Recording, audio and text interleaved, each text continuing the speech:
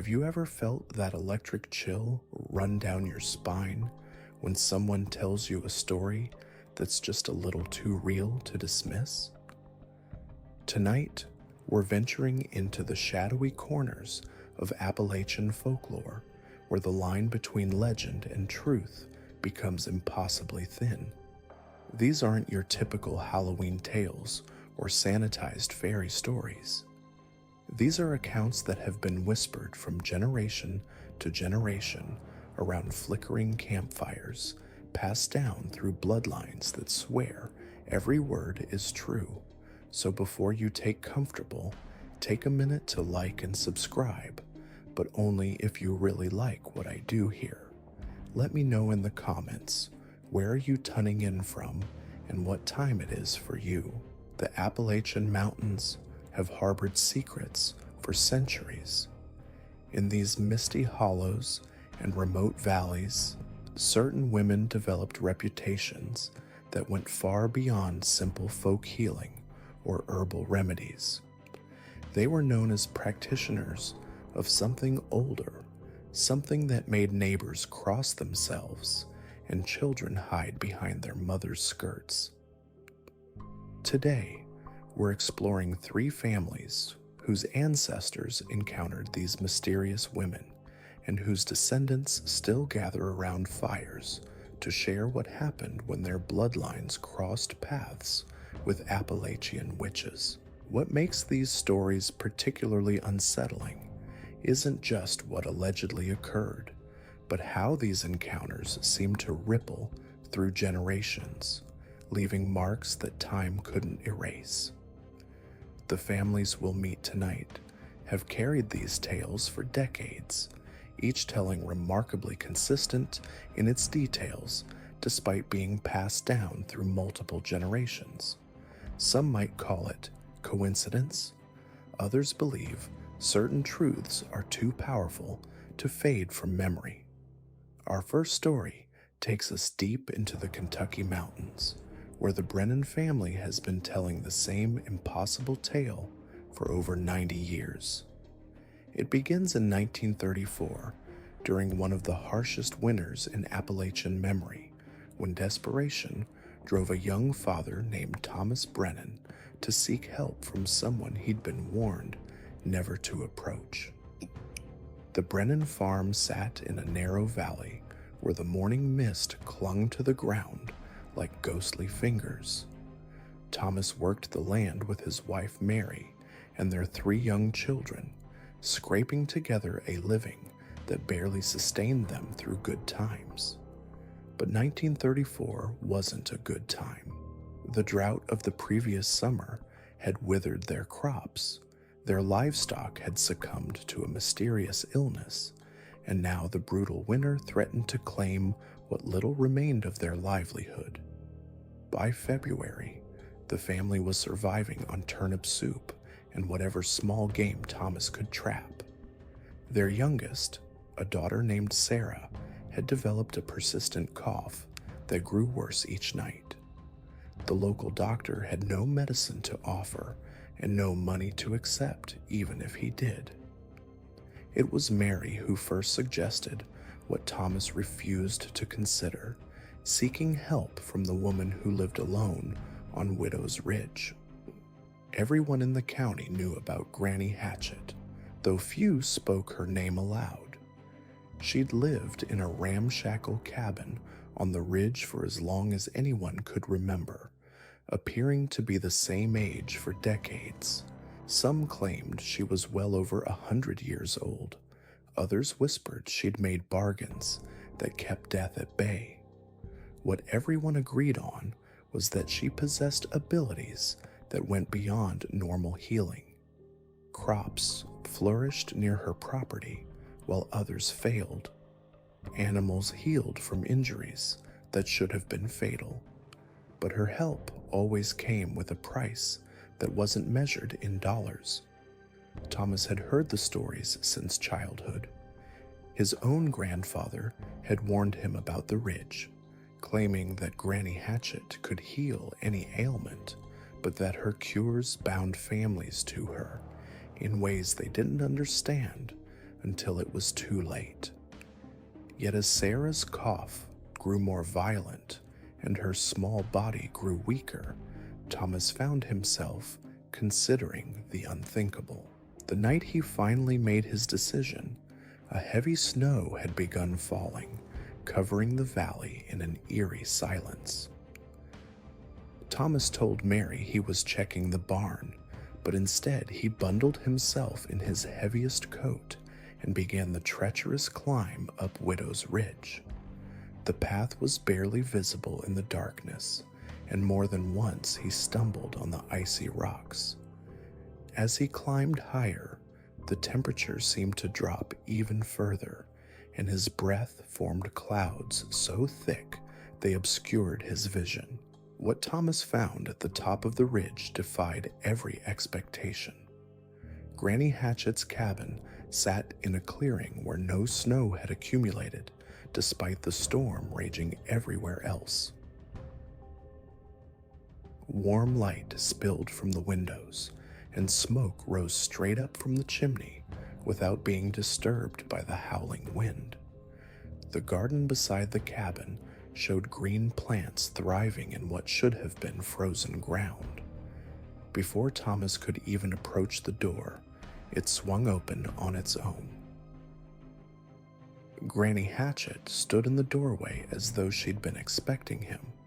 She appeared to be in her 70s, with silver hair braided down her back and eyes that seemed to hold depths Thomas couldn't fathom. Her voice, when she spoke, carried an accent he couldn't place, as though it belonged to no particular region or time. "Come for the child, have you?" she said, stepping aside to let him enter. Little Sarah with the cough that sounds like winter wind through broken trees. Thomas stepped inside, his legs trembling from more than just the cold.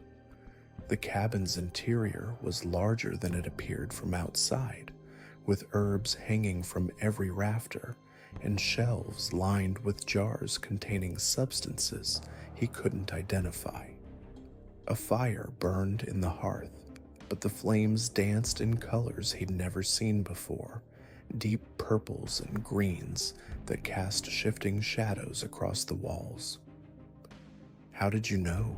Thomas managed to ask.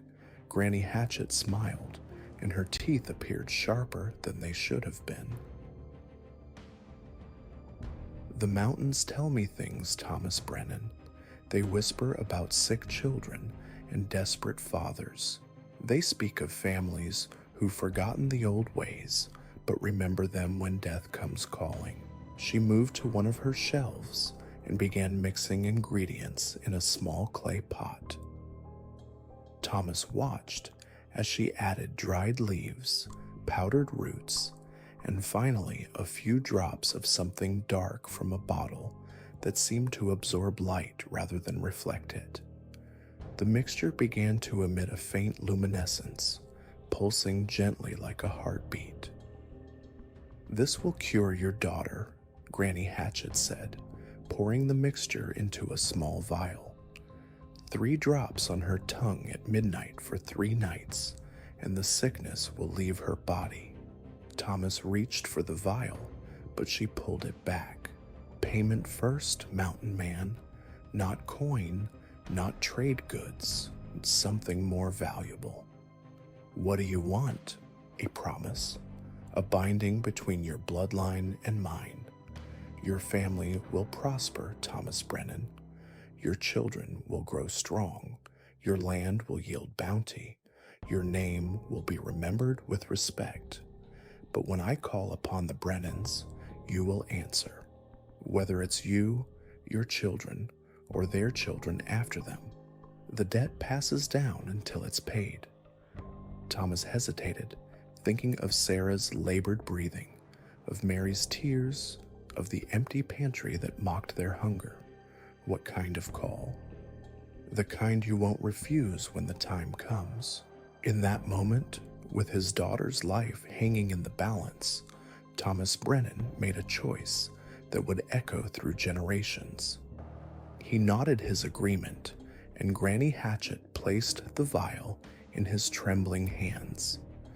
The moment his fingers closed around it, he felt something shift inside him, as though invisible threads had been woven into his very soul. The descent from Widow's Ridge passed in a blur. By the time Thomas reached his cabin, the snow had stopped falling, and dawn was breaking over the valley. He found Mary sitting beside Sarah's bed, her face streaked with tears. Their daughter's breathing had become so shallow it was barely perceptible. Following Granny Hatchett's instructions exactly, Thomas placed 3 drops of the glowing mixture on Sarah's tongue as the church bell in the distant town chimed midnight. The effect was immediate and startling. Color returned to the child's cheeks, her breathing deepened, and she opened her eyes for the first time in 2 days. Within hours, Sarah was sitting up asking for food. By the 3rd night, she was playing with her siblings as though she'd never been ill. But the true extent of Granny Hatchett's promise became apparent in the months that followed. The Brennan farm, which had struggled for years, suddenly flourished beyond anything Thomas had imagined possible. Their fields produced crops that defied the poor soil conditions. Their livestock multiplied and remained healthy despite diseases that decimated neighboring farms.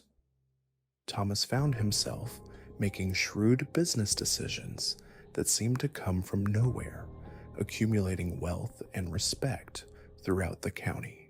For 23 years, the Brennans prospered.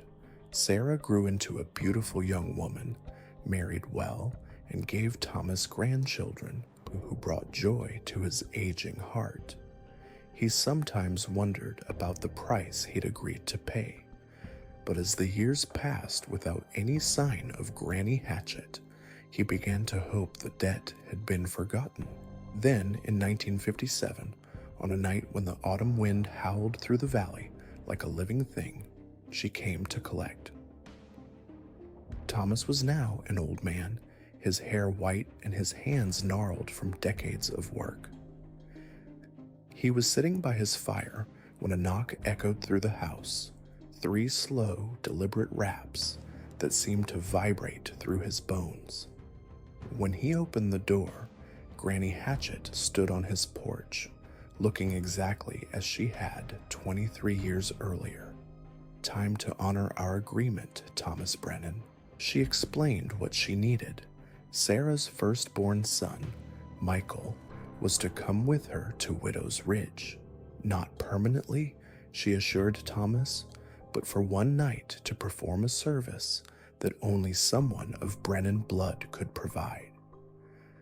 The old woman spoke of rituals older than the mountains themselves, of ceremonies that required the participation of those bound to her by ancient compacts. Thomas tried to refuse, but when he opened his mouth to speak the words, no sound emerged. He found himself nodding against his will, his body moving as though controlled by invisible strings.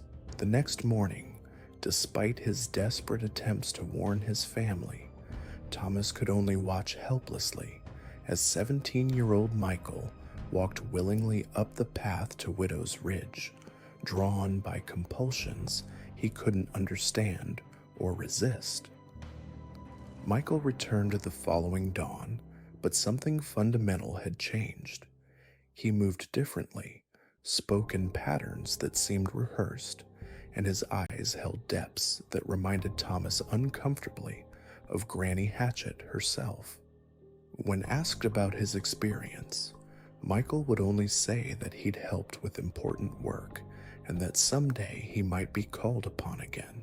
The Brennan family continued to prosper, but now they understood the true nature of their bargain. Every generation, when the need arose, Granny Hatchett would claim one of their bloodline for mysterious purposes. Sometimes the chosen family member would return changed. Sometimes they wouldn't return at all. The prosperity continued, but so did the debt, passed down like a genetic inheritance that couldn't be escaped. Today, Thomas Brennan's great-grandchildren still live in that Kentucky valley. They've modernized the farm, embraced new technologies, and built successful businesses that span multiple states. But every family gathering ends the same way, with the eldest member retelling the story of Granny Hatchet and reminding the younger generation that some debts transcend death itself. The current family patriarch, Thomas's great-grandson Robert, claims that on certain nights when the wind blows just right, he can still see lights moving around the old cabin on Widow's Ridge, even though official records show the property has been abandoned for decades. These three families, the Brennans, the Ashfords, and the Caldwells, represent just a fraction of the bloodlines that carry similar tales through Appalachian history.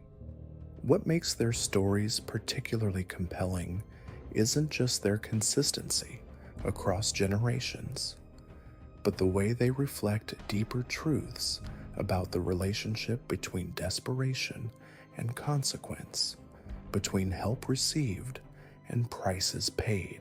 Whether you believe these accounts or dismiss them as elaborate family myths, one fact remains undeniable. In the remote hollows and misty ridges of the Appalachian Mountains, certain stories refuse to fade. They persist in the collective memory of families who swear by their truth, passed down through generations, who gather around fires to whisper about encounters that change their bloodlines forever. So the next time you find yourself in Appalachian country, listening to locals share tales around a campfire, pay attention to the stories that make people glance nervously at the surrounding darkness. Because in these ancient mountains, where tradition runs deeper than memory, some legends carry the weight of lived experience, and some family histories are too specific, too consistent, and too carefully preserved to be dismissed as mere folklore. What do you think? Do these accounts represent genuine encounters with something beyond normal explanation, or are they simply the way isolated communities process trauma and coincidence through storytelling? Drop a comment and let me know if your own family carries similar tales, or if you've experienced something in the mountains that defies easy explanation. If these stories sent chills down your spine, make sure to subscribe and hit that notification bell. Our next exploration takes us even deeper into Appalachian mysteries, where we'll investigate locations where these alleged encounters took place and examine the evidence that some families claim proves their ancestors' stories were more than just campfire tales. Until then, remember that in the ancient mountains, some debts echo through generations, and some stories